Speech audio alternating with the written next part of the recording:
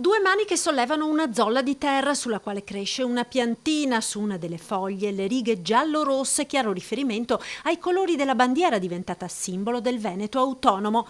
Il prato della Fiera a Treviso ospiterà dal 22 al 24 marzo la festa della Lega del Veneto e già dalla locandina è evidente il nuovo corso del Carroccio. Alberto da Giussano e la Liga sono relegati in un angolo. Nuovo anche il nome, Veneto Fest, la 3 giorni che vedrà alternarsi sul palco tutti i big del partito. Gran finale domenica con Matteo Salvini. Obiettivo: galvanizzare le truppe in vista dell'appuntamento elettorale con le amministrative e le europee. La grande serata sarà quella dedicata per quanto riguarda le elezioni europee, che è un punto importante soprattutto per Matteo Salvini, per confrontarsi con quelli che sono i sondaggi e invece con quelli che sono le realtà del voto, anche perché contiamo di andare in Europa per cambiare le regole del gioco. Intanto impazza il toto candidature. Darè non si sbilancia. La circoscrizione nord-est comprende anche Friuli Venezia Giulia, Trentino Alto Adige ed Emilia Romagna.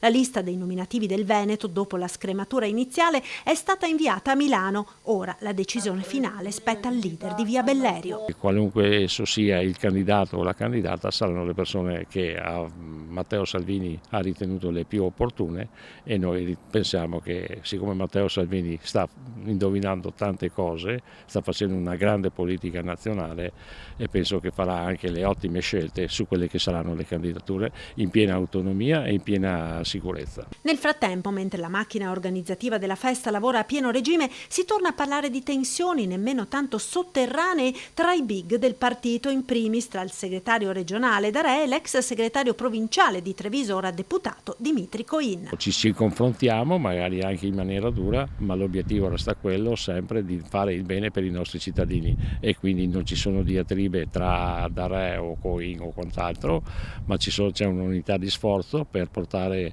il risultato politico e amministrativo possibile sui nostri territori.